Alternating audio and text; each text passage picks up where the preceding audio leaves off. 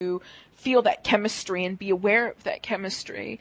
And so when I heard you talk about creating the persona, and you had mentioned about developing qualities, and I wondered what exactly that meant. Like, does that mean, again, being, say, I mean, just generally speaking, off the top of my head, does that mean being a better listener? Does that mean being more empathic? What kind of qualities does one have to, have to develop in order to, as you believe, connect with a woman? All right. I think these are two different questions, so I'm going to do my best right now to answer both. Okay. When coming down to the seduction persona, what we're looking at here are absolute specific behaviors that you can identify, that you simply have to find a different behavior to replace it with. That's a little bit different from what my own personal beliefs are about what women find attractive. You have to understand that when I did my own seduction persona, I didn't know what women found attractive. I've heard so many conflicting theories on what women find attractive. So there was a high level of experimentation with different behaviors. And through repeating a behavior, that's where the beliefs stem from. That was my process. What was easier to do in the seduction process of developing a seduction persona is that it's easy to identify behaviors that don't work. For example, and I'm going to go back to that first example, sitting in a room, reading a book while everybody else is socializing, well, guess what? That's not going to get you into a relationship. That won't even get you laid. So you know that that particular behavior is one behavior you can change. What are you going to try to do? Well, you can go out into the room and just start telling random jokes. Does it work? Did you end up with a phone number? Did you end up connecting with a girl? Did you end up kissing someone? Did you end up making love to someone that night? If the answer is no, okay, well, that didn't work. And you simply keep experimenting with different behaviors until you find something that works. How do you know it works? It works because you actually get attraction from women. You actually have women coming up to you and wanting to continue a conversation that you started earlier. You actually have a woman suggesting, oh, maybe we should hang out sometime. Or you start saying, you know what, I'm really liking this conversation with you. Well, how can we continue this conversation? And if she says, well, let me give you my number. Oh, she's actually interested in talking to me more. That was the process that I went through to figure out what it was that women were attracted to. But simply taking on an attractive quality is not enough.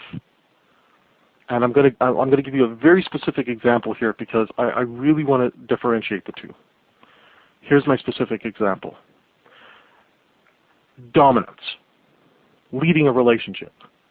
It can be a very attractive quality in a man. Women see a man who is dominant, comes in, leads the relationship. That's wonderful. However, if a man is ill-calibrated, if he's still just learning to develop into a man, he'll hear, oh, I got to be dominant. So he'll go in and he'll be dominant, and he'll end up acting like a bully because he has no idea of how to calibrate to a situation. In his mind, he's being, quote-unquote, attractive. Meanwhile, he's actually really, really angering a lot of the women that he would actually like to talk to. This is an example of where guys are trying to focus on attractive behaviors.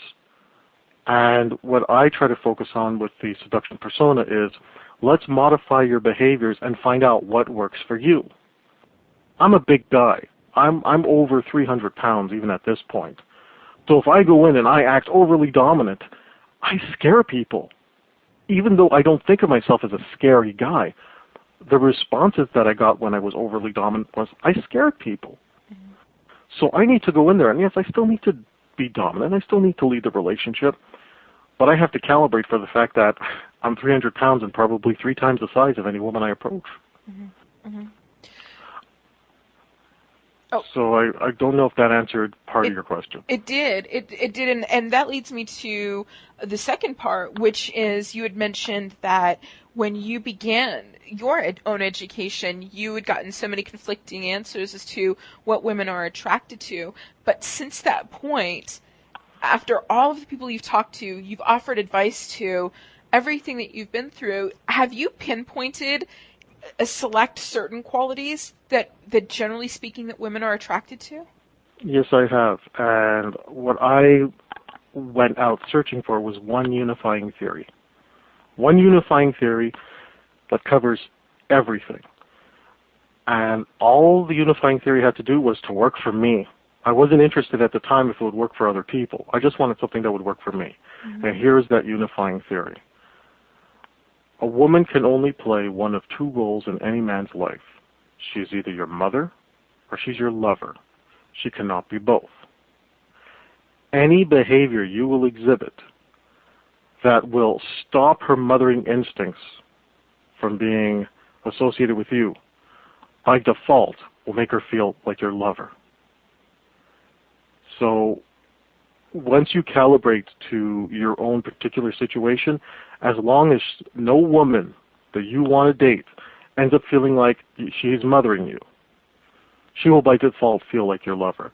That's what women are attracted to. They're attracted to men that they cannot mother. No matter how much they want to? It's a woman's instinct to go into mothering mode when she feels a certain affinity for a man. Right. It is the man's responsibility to halt that. It is the man's responsibility to say, stop mothering me. She may get angry in the process. She might feel, oh, I can't believe he would say that. I'm only trying to help. I'm only trying to show him how much I care. Mm-hmm. Mm-hmm. But the end result is that she will feel an attraction for him because she cannot fully evoke her mothering instinct with the man. So by default, she will have to categorize him as a lover. Okay, but wait a minute, though. Speaking as a woman, because there's mothering, because there's like a lot of kind of negative connotation to that. Like mothering equates to nitpicking, to being overly protective, to being nosy, that kind of thing. But what if a woman wants to do something maternal, like, I don't know, it's like something crazy, like say bake him cookies, bake some guy cookies or something like that?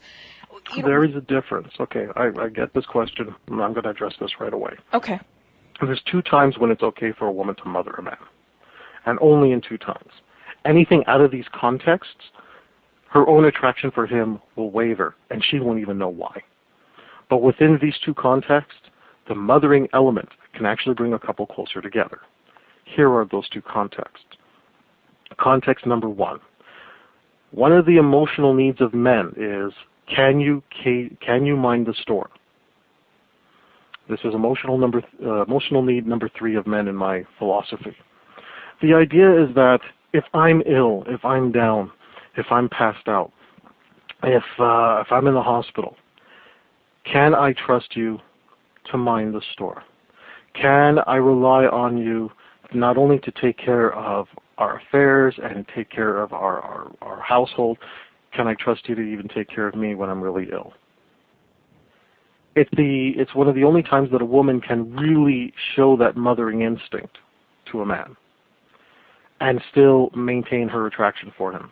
Because at that point, the underlying theme there is that she's not doing it because she has to. She's doing it